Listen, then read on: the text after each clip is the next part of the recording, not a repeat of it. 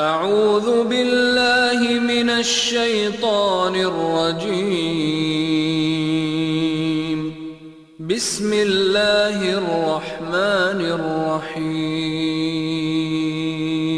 Sini kita ditemani dan yang tentu kita hormati Habib Fikri Assegaf, ada Bapak Kiki, ada beberapa teman tadi yang sudah disebutkan oleh moderator.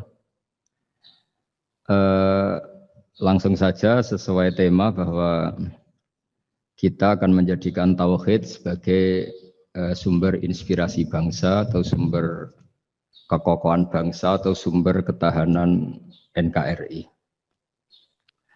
Perlu dicatat bahwa di antara yang sering disabdakan oleh Rasulullah SAW adalah inna minal bayani la sikhron. Jadi penjelasan atau orasi atau argumentasi atau apa sajalah itu adalah bagian dari sihir. Sihir di sini maknanya itu sesuatu yang kayak hipnotis, tapi di sini dalam konteks positif. Dulu ketika periode Rasulullah Muhammad SAW itu pertarungan hak dan batil itu diolah pikir. Olah pikir yang diterjemahkan oleh artikulatif atau sistem verbal. Memang ini agak aneh. Jadi kalau mukjizatnya Nabi Musa itu fisik. Fisik itu misalnya melawan Fir'aun dengan kekuatan tongkat yang super dahsyat. Sehingga Laut Merah dipukul sama tongkatnya Fir'aun, kemudian tongkatnya Nabi Musa, kemudian bisa membelah jadi jalan, Fir'aun tenggelam. Begitu juga nabi-nabi yang lain ada kekuatan fisik yang bisa dilihat sebagai mukjizat. Tapi ketika Nabi Muhammad SAW jadi nabi itu pertarungannya itu ke sistem rasional. Dan yang enggak rasional itu dijelaskan dengan satu penjelasan yang seakan-akan rasional. Ini yang agak jelimet. Sehingga ada wala talbisul haqqo bil batil. Jangan mencampur adukkan hak dengan batil. Saya beri beberapa contoh kejadian. Suatu saat itu ada orang kafir datang ke Rasulullah SAW. Kemudian bertanya, ya Muhammad, jika kambing itu mati betul, yang tidak disembelih, bangkel. Itu yang mematikan siapa? Karena Nabi itu orangnya ummi itu lugu, ya yang mematikan Allah. Terus jawabannya si orang kafir tadi, agama kamu itu aneh. Yang dimatikan Allah langsung haram, tapi yang lewat tangan-tangan manusia yang berlumuran dosa halal, katanya. Sehingga terus jadi logika yang kok iya ya gitu. Harusnya yang dimatikan Allah langsung kan orisinil gitu. Sehingga orang terus terbelalak, seakan-akan ini hebat. Ya. Dan resikonya Nabi Habib Fikri, resikonya itu enggak boleh fahisan mutafahisan. Dorong Jawa Nabi ora oleh cangkem elek, itu resiko. Andai kan Nabi boleh cangkem elek enak, nak halal ya pangan kon. Kalau itu baik ya silahkan makan ya. Tapi masalahnya Nabi tidak boleh seperti itu. Andai kan tidak Nabi kan gampang, ya sudah kalau halal ya silahkan makan. Masalahnya Nabi tidak boleh, nggak boleh berbicara kasar, tidak boleh berbicara buruk. Terus ada lagi beberapa kejadian yang seperti itu, yaitu masyhur suatu saat Sayyidina Ali didatangi seorang kafir juga Yahudi. Ali, kakimu angkat satu, diangkat sama Sayyidina Ali. Angkat dua-duanya, ya tidak bisa. Gitu kok temanmu, maksudnya Nabi Muhammad mengklaim bisa naik langit, gitu aja kamu tidak bisa. Jadi selalu pakai olah kata. Yang ketiga misalnya Muhammad, kita ini punya urusan banyak, punya problem banyak. Dan Tuhan itu dianggap penyelesai problem, halul muskilat, yang bisa menyelesaikan problem. Pertanyaannya, kalau problem kita banyak, Tuhannya satu tidak cukup Muhammad. Kalau problemnya banyak, ya Tuhannya harus banyak. Sehingga ketika Nabi membawa tauhid, protes mereka, komplain mereka, aja'alal alihata ilahau wahida inna hadza la syai'un ujab. Masa Tuhan satu, wong problemnya banyak, urusannya banyak. Kalau urusannya banyak, itu hanya harus banyak. Nah, karena olah pikiran seperti ini, sebetulnya bukan olah pikiran ini, hakikatnya olah kata, karena ini tidak mewakili hakikat. Ya, saya ulang lagi, sebetulnya ini bukan olah pikiran atau olah akal atau olah kecerdasan, tapi olah kata, karena semua yang diomongkan ini tidak mewakili apa? Hakikat. Tapi faktanya itu terjadi. Sehingga mukjizatnya Rasulullah Shallallahu Alaihi Wasallam itu tidak boleh berupa fisik kayak tongkatnya Nabi Musa atau tabutnya Nabi Harun atau apalah yang sifatnya fisik. Karena ini tidak menjawab kecerdasan-kecerdasan yang terimplementasi oleh kata-kata yang dikatakan orang-orang kafir tadi, yang bisa memojokkan orang-orang kafir. Akhirnya Nabi diwarisi kecerdasan, dikasih kecerdasan oleh Allah Ta'ala, yaitu yang dikatakan fatona. Dan mereka memang suka, mempermalukan Nabi itu suka. Misalnya Nabi, karena sebagai Nabi, beliau tahu betul bahwa semua itu biadillah, di tangan Allah. Itu Nabi pernah ngendikan, la adwa wala tiarota, tidak ada penyakit menular. Lalu ada orang Yahudi atau orang siapa saja, orang bodoh lah yang jelas ini. Ada unta yang kena penyakit gudik, kalau orang Jawa bilang gudik apa? Kalau orang itu agak apa? Kudis ini. Yang kena kudis ini dijejerkan sama yang waras. Ternyata yang waras sekarang jadi kudisan.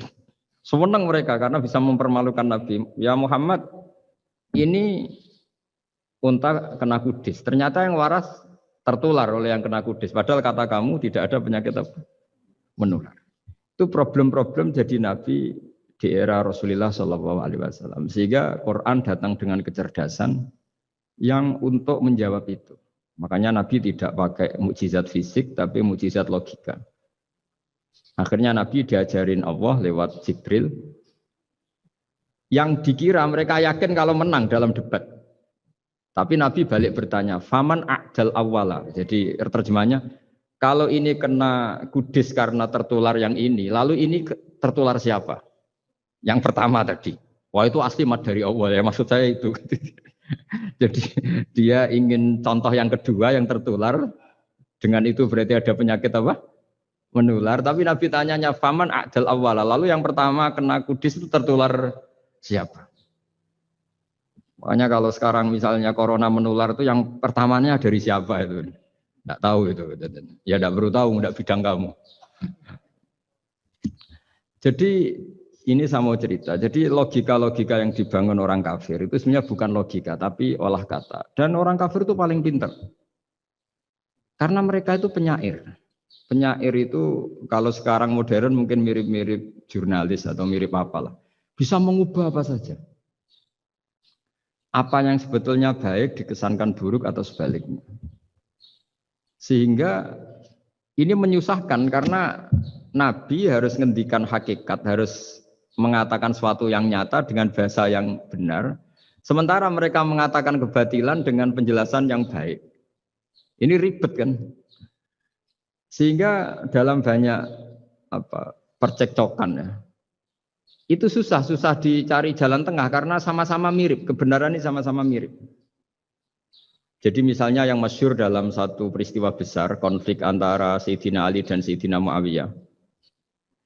Itu konflik yang nggak bisa diedarkan, gara-gara kalimat, gara-gara kata-kata. Makanya sekeras-kerasnya pedang atau senjata itu masih keras apa? Kata-kata atau polemik lah atau apalah. Karena sekarang itu agak susah membahasakan.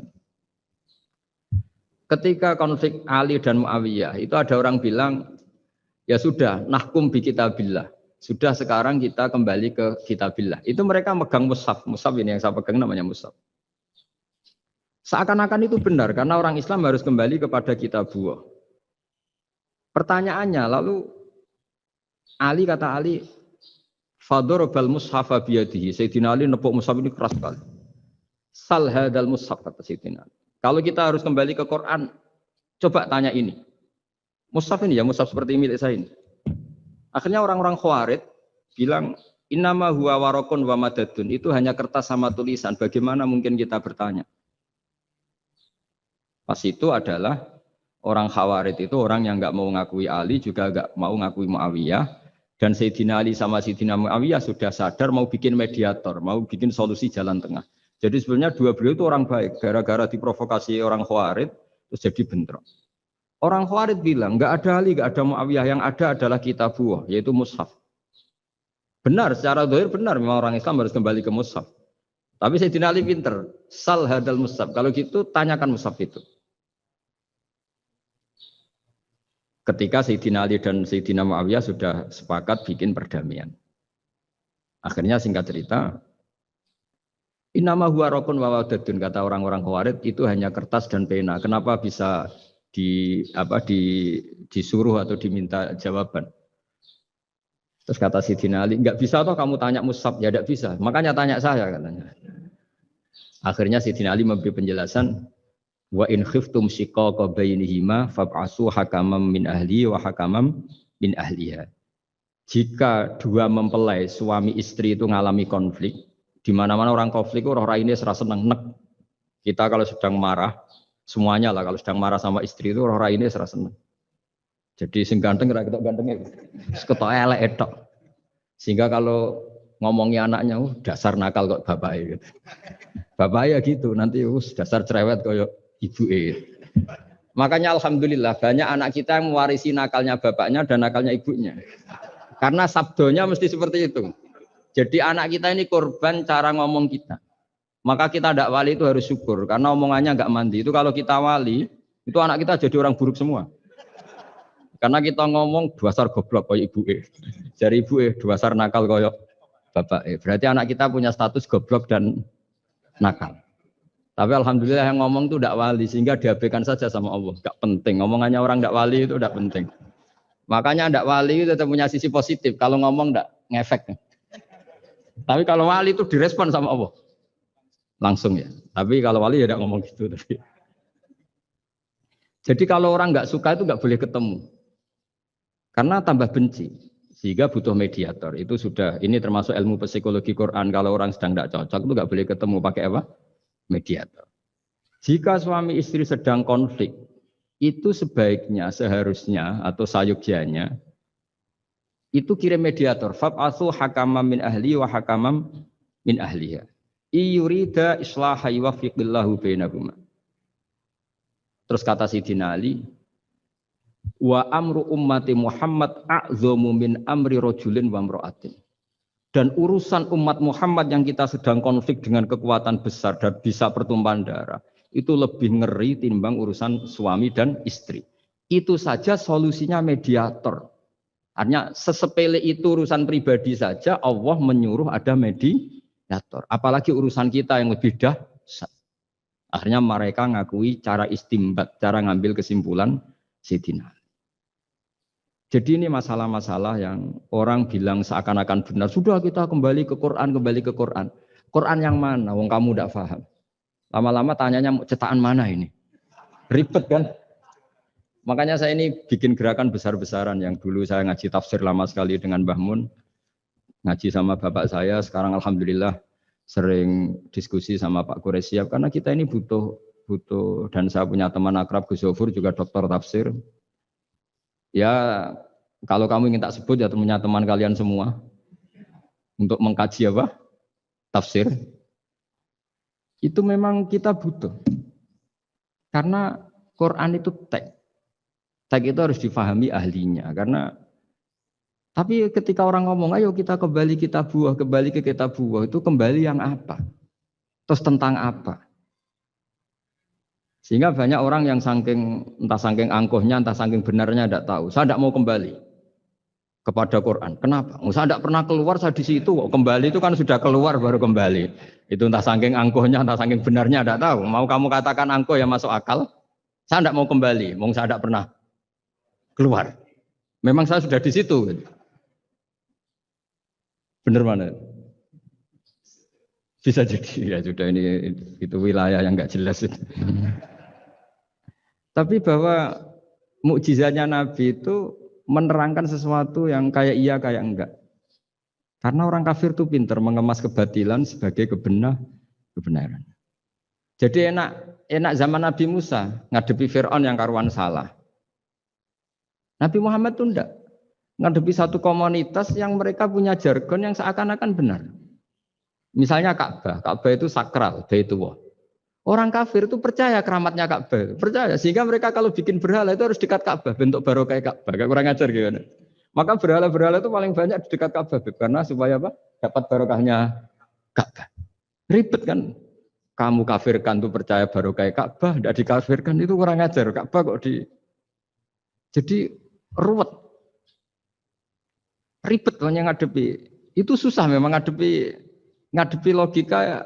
Makanya kan apa ya, kayak kita ngerawat anak itu.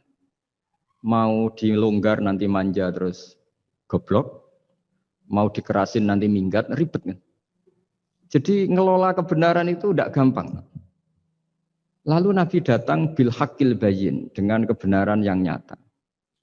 Dimulailah dari surat diantaranya lam yakunil ladzina kafaru min ahlil kitab wal musyrikin munfakina hatta ta'tiyahumul bayyinah. Bayyinah itu siapa? Rasulun minallah yatlu suhufam mutahharah. Orang-orang kafir baik berkategori ahli kitab yaitu Yahudi Nasrani maupun yang berkategori orang-orang musyrikin yaitu orang-orang yang menyekutukan Allah yang non samawi, yang tidak punya kitab samawi. Itu tidak mau tercerabut, munfakin itu tidak mau tercerabut dari akar mereka hatta ta'tiyahumul bayyinah. Sehingga datang kebenaran yang begitu nyata, begitu jelas. Saking jelasnya, siapapun mau tahu. Dan nggak bisa dibatalkan oleh apapun, termasuk oleh perilaku sosial. Siapa itu? Rasulun minallah yatslu suhufam mutahharah. Itu yaitu Rasulnya Allah yang membaca lampiran-lampiran suci, yaitu Quran. Sehingga Nabi datang dengan analogi pembanding. Orang-orang yang berpikir Tuhan harus banyak karena urusan itu banyak, problem banyak. Lalu Nabi bikin analogi. Andaikan kamu sebagai pembantu yang punya majikan banyak, perintahnya beda-beda. Kamu mau enggak? Ya enggak mau, enggak enak Muhammad kalau punya bos banyak. Perintahnya beda-beda, semuanya egois harus dituruti, enggak mau. Enak mana sama punya majikan satu? Enak satu Muhammad. Ya sudah, Tuhan kamu itu majikan kamu. Kalau banyak-banyak bingung kamu perintahnya banyak nanti. Terus mereka mau, ya sudah Tuhannya satu saja. Jadi karena mereka mau tidak mau harus berpikir kalau Tuhan banyak berarti perintahnya banyak, memuaskan satu Tuhan dibenci Tuhan yang lain, memuaskan yang lain dibenci yang lainnya, pokoknya ribet. Hari ini minta dilayani, Tuhan yang satu minta dilayani, itu kan ribet. Jadi Nabi itu pakai logika yang gampang. Makanya ketika Allah menjelaskan itu, ketika Allah dorobawo masalar rojulan fihi syuraka umutasakisuna warojulan salamal dirojul hal yastawiyani masalah. Alhamdulillah Allah bikin satu perumpamaan, ada orang yang punya majikan banyak, yang satu punya majikan hanya satu. Hal yastawiyani masalah, nasibnya enak mana? Enak yang punya majikan satu karena standarnya jelas, SOP-nya jelas. Akhirnya mereka sadar, oke Muhammad Tuhannya satu saja. Lalu dalam pertanyaan-pertanyaan yang lain, misalnya tadi masalah Sayyidina Ali, masalah dibully lah kalau sekarang itu Nabi menjawab ya dengan rasional. Karena mau tidak mau. Karena Nabi tidak dibolehkan pakai mukjizat zaman itu. Untuk awal-awal jadi Nabi itu nggak boleh pakai mukjizat. Karena mukjizat itu punya sisi yang sangat-sangat fatal, yaitu kalau Allah sudah menurunkan mukjizat, itu sekali nggak diimanin itu harus ada azab. Nabi ingin umatnya itu nggak kena azab. Makanya ketika Allah Taala wa ma mana'ana an nursila bil ayati illa an kadzdzaba bihal awwalun. Cara terjemahan bebasnya gini. Muhammad, saya tidak ngasih mukjizat kamu kayak Nabi Musa, kayak nabi-nabi sebelum kamu yang berupa fisik. Itu problemnya satu, sekali saya menurunkan mukjizat, tren umumnya ini didustakan. Ketika didustakan, saya punya alasan menyiksa, wong sudah tak perlihatkan sebegitu jelas kok tetap didustakan. Maka sekali saya menurunkan mukjizat, kata Allah, wa ma nursilu bil ayati illa takhwifa. Saya memberikan satu ayat itu hanya warning, hanya peringatan bahwa ini akan ada bahaya azab. Sehingga karena pilihannya itu Nabi milih gak ada mukjizat yang seperti nabi-nabi sebelumnya. Milih mukjizat yang ilmiah, yaitu Al-Quran yang kita warisi sampai sekarang. Alhamdulillah. Karena kata ulama-ulama, nah ini pentingnya penjelasan. Andaikan mukjizat kita itu hanya tongkat, maka hanya ada di museum. Kita lihat tongkatnya Nabi Musa mungkin klaimnya ada di Turki. Mukjizat tabut kita lihat lagi di mana lah tempat di museum apa. Tapi kalau mukjizatnya Al-Quran, itu umatnya Nabi akan merasakan nikmatnya ila yaumil kiamah. Misalnya kita dalam bersuami istri atau dalam berkeluarga atau dalam bermasyarakat. Itu Quran kalau nasihati kita gampang sekali. Misalnya wa ashiruhunna bil ma'ruf fa in karihtumuhunna fa asa an takrahu syai'a wa yaj'alallahu fi khairan katsira. Sudahlah kalau sama istri itu yang baik. Jika ada watak istri yang kamu enggak suka, dalam ketidaksukaan kamu itu ada kebaikan yang banyak. Kamu enggak suka karena kalau istri kamu sering marah, kamu enggak suka. Sukanya yang senyum. Tapi kalau senyum terus sama orang lain juga senyum, ribet kan kamu. Jadi sudah anggap saja ada hikmahnya. Semua itu ada hikmahnya. Kalau istri kamu marah tidak kelihatan marahnya, dipendam, itu enggak ekspresif. Cara akting sinetron enggak masuk itu. Tapi kalau marah kelihatan marahnya itu ekspresif, itu kecerdasan itu Pak. Bisa menumpahkan keinginan. Wah itu bagus ini. Jadi disuruh lihat sisi apa? Positif. Imam Syafi'i itu pernah ketemu seseorang yang di depan beliau cium tangan hormat. Suatu saat dikasih tahu sama santrinya yang lain, orang yang mencium kamu wahai Imam Syafi'i itu di belakang ngerasani kamu, bully kamu. Kata Imam Syafi'i, baguslah. Kenapa? Berarti saya wibawa, di depan saya tidak berani. Jadi enteng. Beliau dikasih tahu, tetangga kamu banyak yang benci engkau ya Imam Syafi'i. Baguslah, tidak akan utang saya. Justru yang kenal-kenal itu yang utang-utang itu. Jadi enteng terus. Jadi dunia ini dianggap gampang saja. Coba kalau istri kamu sedang rukun sama sedang marah itu murah mana? Murah marah. Kalau rukun minta ke mall pusing. Jadi ulama dulu itu murah mana? Marah sama rukun. Kalau sedang harmonis minta kemana? Mahal kan? Kalau pas marah. Jadi ulama dulu itu lucu, apa ya? Gampang sekali nanggapin sesuatu itu. Imam Abu Hanifah itu kalau ketemu yang utang beliau itu dia yang sembunyi karena malu. Kalau kita kan enggak, yang sembunyi yang utang. Kalau Abu Hanifah enggak. Yang sembunyi itu Abu Hanifah. Kasihan dia malu kalau ketemu saya, kan masih punya utang saya. Itu kalau kamu ingin jadi wali itu gitu. Kalau ketemu yang utang kamu yang lari. Itu bisa bank tutup karena yang lari yang ngutangin. Dalam cerita-cerita wali itu unik-unik. Robi'ah Adawiyah itu pernah kemalingan. Itu beliau sembunyi. Malingnya nyari apa, dia sembunyi. Habis itu ditanya, kenapa engkau sembunyi? Sama lu, sama malingnya. Karena rumah saya nggak ada yang bisa dimaling. Karena enggak punya apa-apa. Jadi ini kalau berpikir rasional kan ada Habib Fikri, bahasa rasional. Ini tak latih berpikir yang agak rasional. Nah, Nabi itu diutus dalam kondisi masyarakat yang rasional.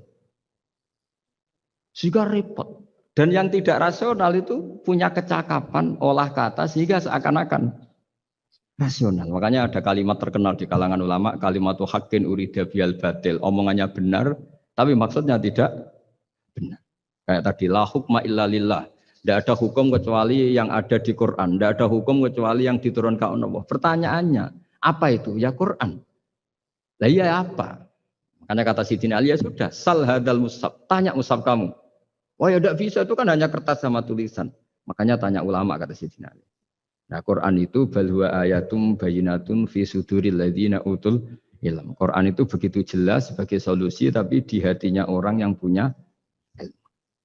Sehingga kemudian lahir beberapa generasi tauhid.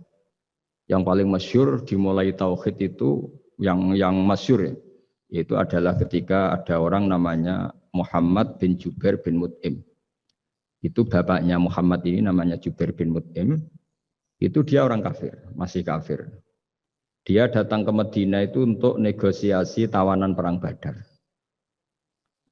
Dulu beberapa orang yang negosiasi sama Nabi itu ya nunggu di masjid.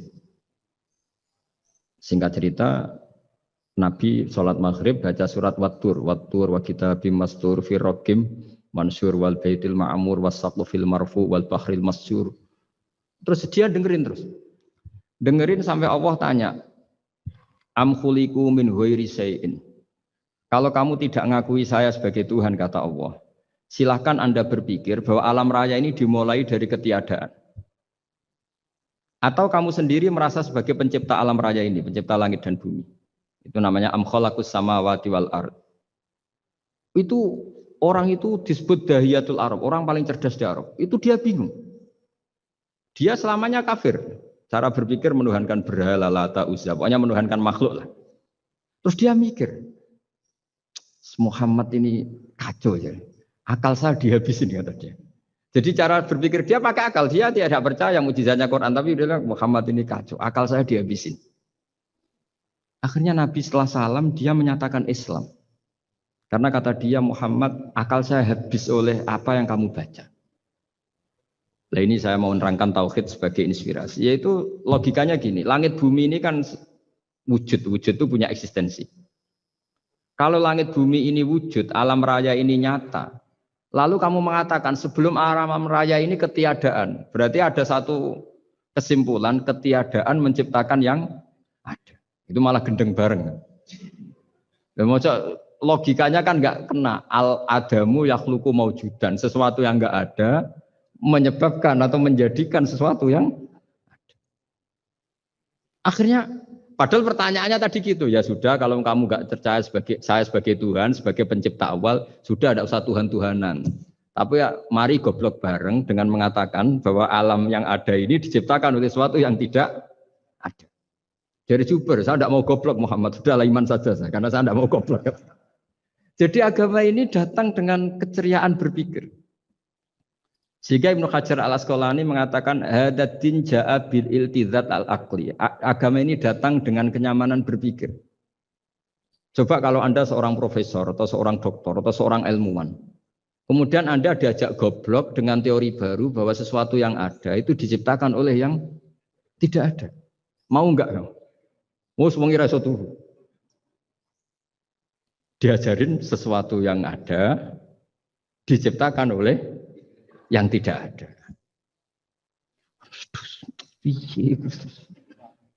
Gak keren lah. Gak boleh ya, sudah. Jadi tauhid itu. Nah, kemudian lahir ulama-ulama baru yang cara ngarang sama. Ini kitab yang dulu saya ngaji sama Syekhina Kiai Maimun Zubair Mbah Mun. Itu kemudian ulama-ulama baru, kata Yai Mbah Mun itu juga bapak saya sering pesen, orang itu harus tahu zaman. Menerangkan tauhid itu kalau ulama dulu itu dimulai dari kalimat yang mungkin yang ngaji saja bingung. Al-alam mutawwir wa kullu mutawwir hadis la budda mim. Itu sampean dengar mesti anggap jimat itu apa itu doa apa gitu. Doa jalbur rizki apa gitu. Padahal itu logika. Tapi terus ulama-ulama modern itu ngarang seperti ini ada gambar. Ini kitab yang saya dulu ngaji sama Abang, itu digambar seperti ini. Maksudnya digambar seperti ini gini, penjelasannya gampang. Sampean kalau gambar seruat apapun, misalnya gambar gedung tingkat 5 atau gambar gunung atau gambar apa saja. Mbok seruat apapun gambar itu dimulai dari satu titik. Tadi hadhil awalim kulluha, bahwa alam semua ini dimulai dari nuqtatil wujud, ada titik wujud. Dan karena ini wujud penyebab harus bersifat awal. Makanya Allah itu selain wujud harus bersifat al-awwal. Kalau bahasa pondok al-qadim. Karena tidak mungkin yang menciptakan kemudian kalah dulu dengan yang diciptakan. Begitu juga Imam Al-Amudi. Imam Al-Amudi itu jadi wali itu karena dia ahli matematika. Sampai muridnya itu eskal. Ini guru saya masuk surga enggak. Kalau ngajar itu senangnya ngajar matematika. Beliau ahli usul fikih, ahli fikih. Tapi senangnya ngajar matematika. Sampai muridnya sanksi, ini masuk surga enggak ya? Walhasil dalam cerita keramat beliau, sama ndak usah terus saya ndak percaya. Kamu ndak wali, kok ndak percaya gimana? Ribet sekarang gitu. Orang kalau nggak nekuni sesuatu terus nggak percaya, ribet. Itu beliau masuk surga itu dijamin dapat surga itu karena ngajar matematika. Tapi di hati beliau hanya satu. Matematika adalah satu ilmu yang dimulai dari angka 1. 0, itu tetap dimulai dari 1. Nggak bisa. Akhirnya beliau cerita, angka 2 atau 3, nisbatul wahid wal isnaini ila mi'ah wa ila ma la nihayatallah, semuanya sama, nisbatul far'i ilal asli, kata beliau. Mbok angka 2, 3, 1000 sampai 1 miliar, itu perbandingannya dengan angka 1 apa hubungannya? al-far'i ma'al asli, yaitu angka 23 adalah cabang dari angka 1. Jadi alam raya sebanyak apapun, ada galaksi, ada Mars, ada apa saja, tetap dimulai dari wujud yang satu, yaitu wujudnya Allah Subhanahu wa ta'ala. Jadi beliau menjadikan matematika sebagai alat perangkat untuk tahu tauhid, bahwa alam raya ini dimulai dari al-wujudul wahid, wujud yang satu. Makanya kul huwallahu ahad, Allahus somad, lam yalid walam yulad, dan seterusnya. Nah, makanya ketika orang menyoal hukum adat yang menipu kita, adat itu sunnatullah yang kita lihat, itu Quran mesti mengembalikan wahwaladzi yabda'ul khalqa tsumma yu'idu wa huwa ahwanu alaih. Sebagian di surat Yasin diterangkan ansha'aha awwala marrah. Ketika kita lama sekali, namanya manusia itu lahir dari seorang bapak dan ibu, ini lama sekali. Yang namanya telur itu lama sekali lahir dari ayam, keluar dari ayam. Yang namanya pohon besar itu mesti dari biji yang kecil. Karena lama itu terjadi, seakan-akan kita ngomong, kita berkeyakinan, tahu-tahu ada pohon besar itu mukhal. Tahu-tahu ada manusia ini mukhal. Makanya ketika ada figur yang bernama Isa bin Maryam, itu orang kafir Yahudi, itu menolak. Bagaimana mungkin ada manusia tanpa bapak? Oke, itu menyalahi prosedur lazim, protap lazim. Tapi kata Allah gimana? Inna masalah Isa indawahi kamasali Adam. Kalau Isa mukhal karena tanpa bapak, harusnya Adam lebih mukhal karena tanpa bapak, tanpa ibu. Jadi artinya apa? Allah tetap mengingatkan bahwa kudroh saya yang pertama itu menjadikan semuanya mungkin tanpa perangkat adat. Maka kitab ini yang saya baca ini, milik Sayyid Hussein Afandi ini, itu menjelaskan bahwa hukum adat itu menipu. Saya ulang lagi, hukum adat itu menipu. Ketika ayam mengeluarkan telur, telur kemudian menjadi ayam lagi. Terus kita berdebat, telur sama ayam dulu mana? Menurut Anda milih mana? Milih apa? Telur. Kalau ini, yang kubu sebelah ini. Ayam apa telur? Telur. Ayam. Ayam lahir dari... Nah, pertanyaannya begini kalau menurut tauhid. Ketika lazim kalau telur itu nanti suatu saat jadi ayam, terus ayam kemudian lazim mengeluarkan telur. Ketika Anda mengatakan mungkin kontribusi Anda terhadap kemungkinan itu apa? Kan sama, Anda tidak ikut menciptakan. Wong tidak ikut menciptakan kok menvonis mungkin dan tidak mungkin. Kamu itu hanya saksi. Makanya pertanyaannya Allah, loh ketika itu kamu anggap mungkin, kontribusi Anda itu apa? Kan hanya melihat. Kamu sendiri tetap tidak mampu bikin telur, Anda juga tidak mampu bikin ayam. Artinya meskipun telur jadi ayam, ayam jadi telur sampai kiamat, tetap ada kontribusi kudrohnya Allah Subhanahu wa ta'ala. Bukan berarti berdiri sendiri, wong kamu yang bilang mungkin ya nyatanya enggak berkontribusi.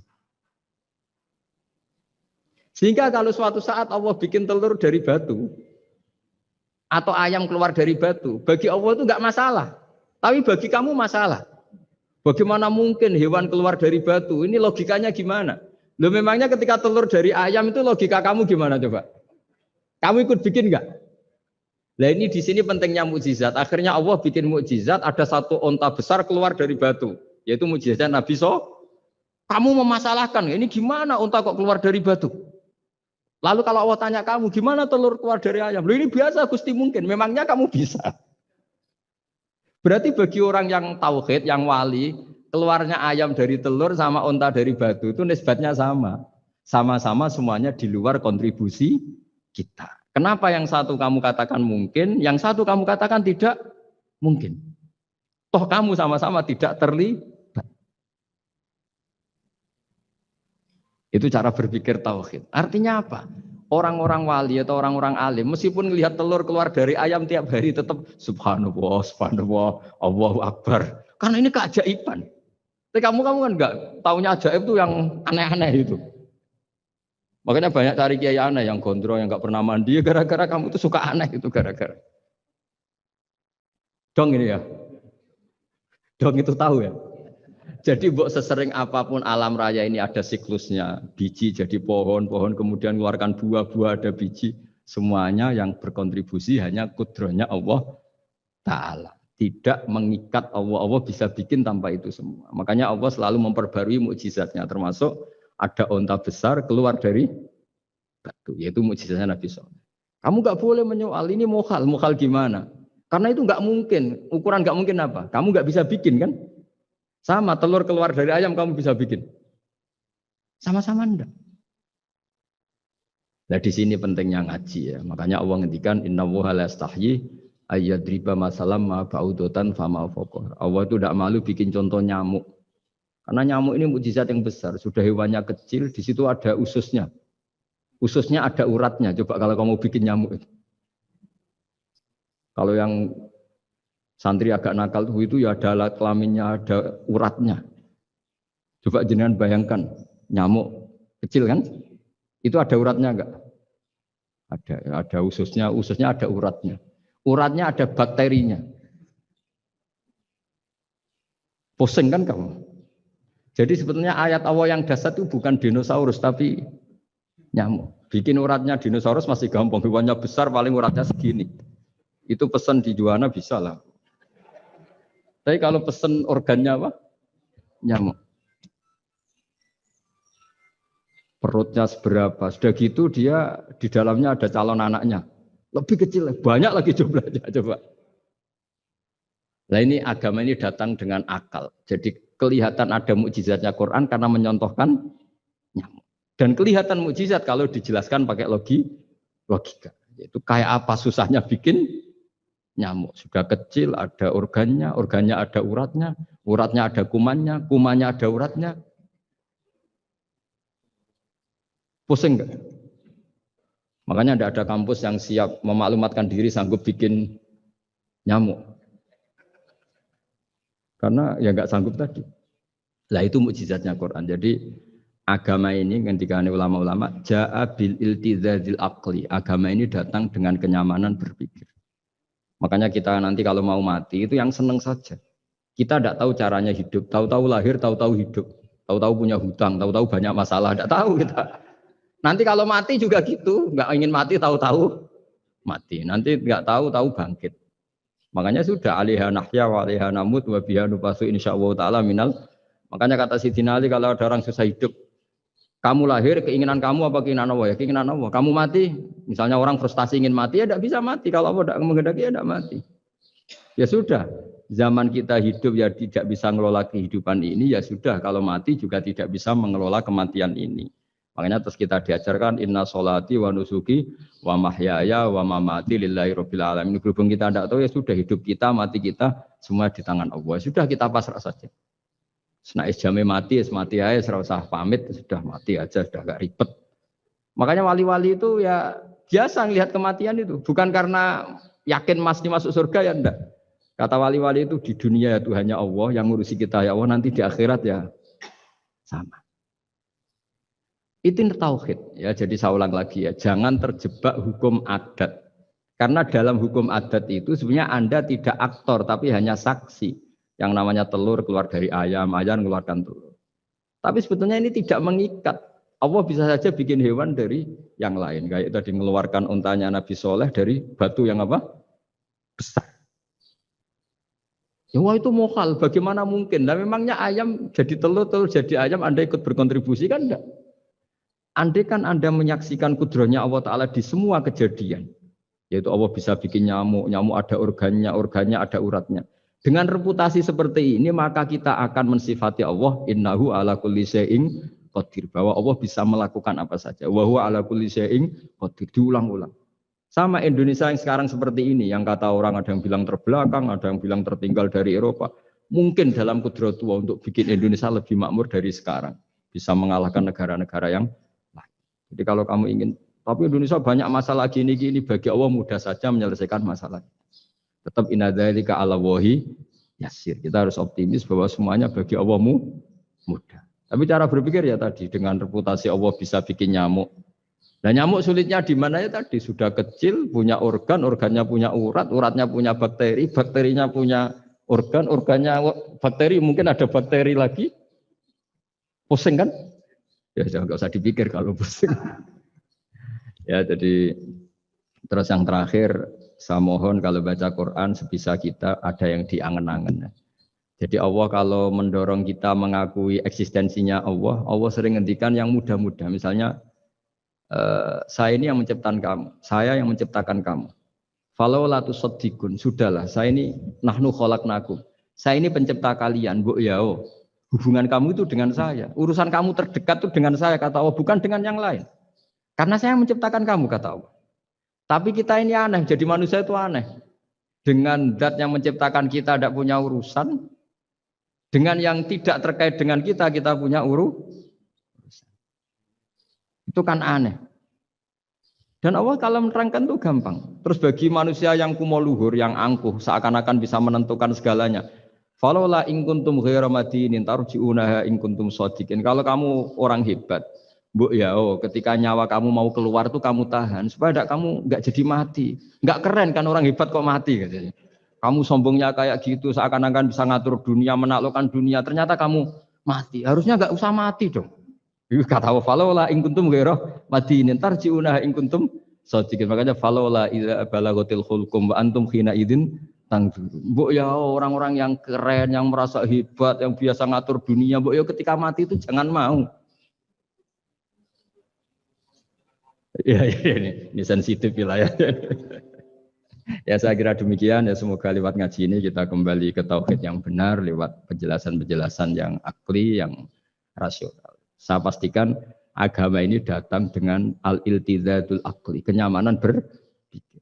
Kayak apa susahnya kita dengan jadi ateis? Karena harus punya rumus bahwa yang ada diciptakan oleh yang tidak ada. Itu kan jadi aneh. Makanya ukuran iman, salasun mangkunna fihi wajata halawatal iman. Ciri utama iman itu nyaman, halawah itu manis. Karena ya itu tadi apa yang dibawa oleh Quran dan hadis sesuai akal kita. Maka masyhur di kalangan para ulama ada pepatah, laulam yakun maja'a bihi Muhammadun dinan lakana fi aqlin nasi hasanan. Kalau saja Muhammad tidak maklumatkan kalau ini agama, akal pun akan setuju bahwa yang dibawa itu hal yang luar biasa. Karena agama ini tidak lam yusodim al-aql, agama ini tidak akan menentang akal. Liqaumi ya'qilun liqaumi yatafak. Kalau ada orang bilang akal saya itu menolak faham agama, itu akalnya yang perlu dicek. Ada masalah itu pasti. Ya, saya kira demikian. Assalamualaikum warahmatullahi wabarakatuh.